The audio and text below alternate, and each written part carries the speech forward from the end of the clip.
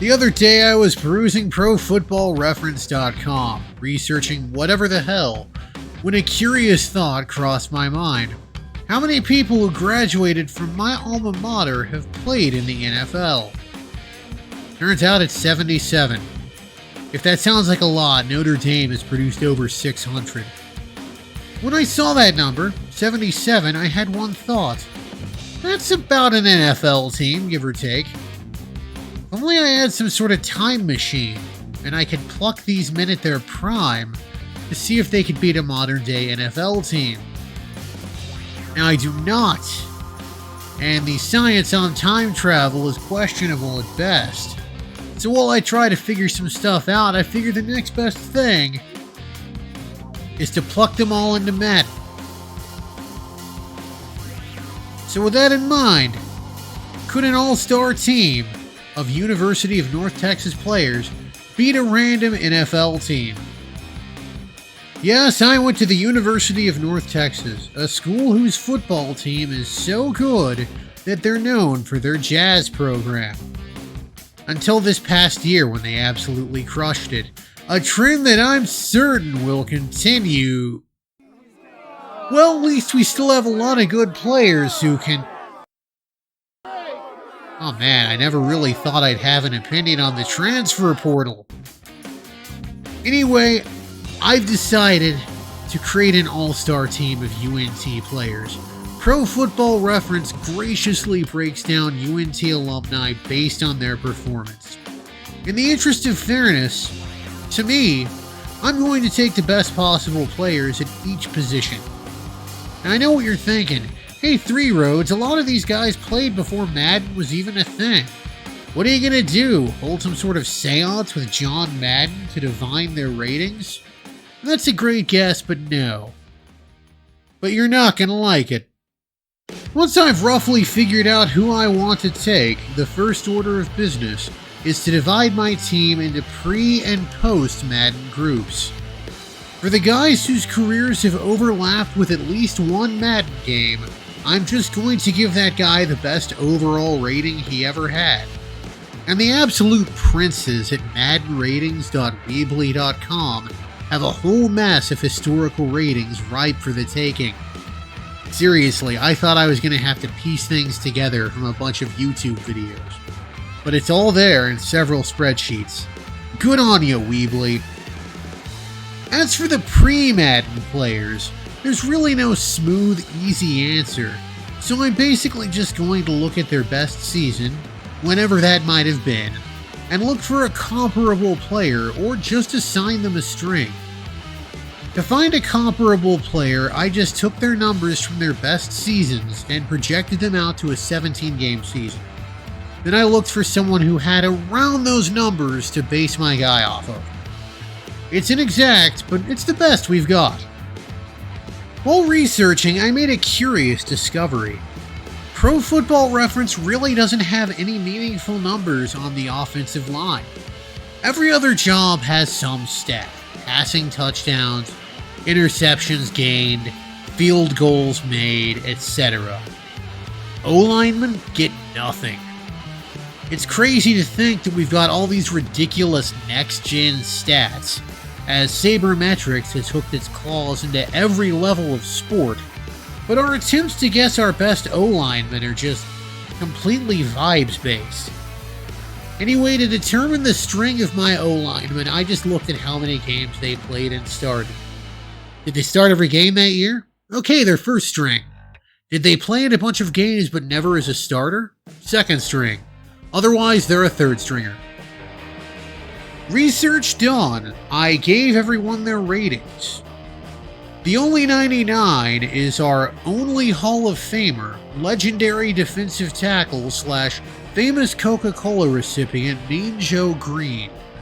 He's obviously an automatic 99 because he's a legend. As an aside, if I ever meet him, I'd like to give the guy a cheer wine. I figure he's gotta be tired of being handed Coca-Cola products. And while it might have been clever shortly after the ad debuted to hand him a Pepsi, I no longer figure that's appropriately subversive.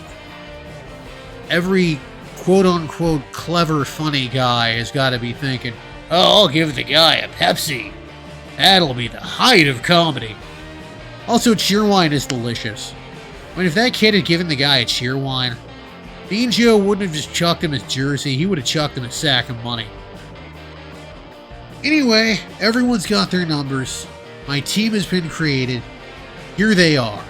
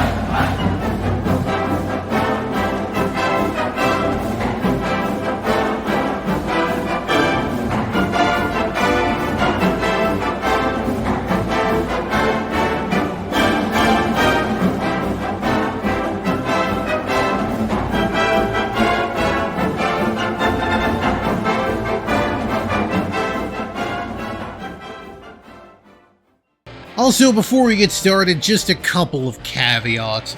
First off, yes, I'm well aware that the game has evolved over the years, so plucking some dude out of, say, the 1930s and stashing him in today's game might mean he's not the best. My counter to this is that he'd presumably pick it up faster than some rando off the street. The second caveat is that some of these men were not the easiest to obtain photos of. As such, I have done my damnedest to ensure these men are demographically accurate. But if I err on that front, I am deeply sorry. Please let me know if I was wrong in the comments. I mean, this is YouTube. You're gonna let me know if I was wrong in the comments. What YouTube is known for. Anyway, let's watch some dang football. After Cavante Turpin worries me with a punt return touchdown, Steve Ramsey opens our scoring with a run. I tried to drop down his speed as he's from before the era when you could expect a quarterback to kind of occasionally run, but I guess he didn't drop it down to a low enough number. Ah well. Dallas scores again and we're just not able to get anything going. And here's where I'm sweating, because our defense doesn't seem to be up to the task of stopping them thus far, and our admittedly patchwork O-line isn't keeping Steve Ramsey upright. This may have all the makings of a game during my time at UNT. I attended during the Todd Dodge era. He's a very nice man and a phenomenal high school coach. Anyway, it's defense time, and hey, one of our guys picks it off. Crap is Emmanuel Franklin. Oh. Okay, so when I made my creative team, to save my time, I only made the starters since I turned injuries off. So only the starters should be seeing the field. To ensure that no non-UNT players saw playing time, I yanked the other guys' ratings down to the basement. But for some reason, the CPU deigned to put one of them in. And more bizarrely, even more bizarrely than that, one of these warm bodies actually registered a pick. Well fine, you know what? Emmanuel Franklin went to UNT now, it's been decided. If I ever win a lottery, I'll get him an honorary degree somehow. Anyway, UNT is able to kick a field goal before the half expires, and we watch the very abbreviated halftime show. See, normally you're playing a game later on in the week, or later in the season. There are presumably interesting going-ons to discuss. What lead changes have happened, who is winning, etc., etc. But this is the very first game on the very first week, so it's basically, let's go to the studio for the halftime show. Okay, there sure is a football game happening, now back to the announcing team. The second half starts off way different. Our defense can suddenly make a stop, and Dallas gets sloppy, so they have to settle for a field goal. Alum JT Smith reception knots it up, and this is looking like a game. Dallas does answer with a TD though. To be clear, I'm unaware if we can actually win. I have no expectations other than this should be interesting. Ramsey chucks a long one to JT Smith, and Abner Haynes breaks off a decent run. And Ron Shanklin takes us home. We're tied again, baby. With the game on the line, my D absolutely answers. Dallas punts in the hope of overtime. We may very well have a fifth quarter, but maybe we can pull this one out. Can UNT make it happen? First play, a pass to who I surmise is Abner Haynes. Got a solid gain on that one. Second play, Mark Vitta brings it in. Anyway, we got another first down. Third play is a quick screen where we lose yardage. For the fourth play, Mark Vitta again pulls it off. And for the fifth play, Abner Haynes lands us the first down. The final play of the game, Kurt Knight splits the uprights. We've absolutely won. UNT has won a football game. We've done it! What did we prove? Hell if I know. I guess it proves that a best of UNT team would beat a random NFL team. Though in hindsight, a hand-picked team of the best players to come out of a given university, each at the height of his career, Natch, would presumably be better than any given NFL team.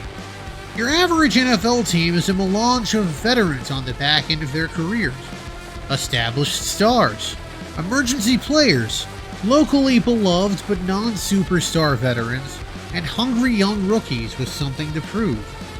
Of course they'd be worse than a curated group of college legends. I guess in the end, this was for my benefit.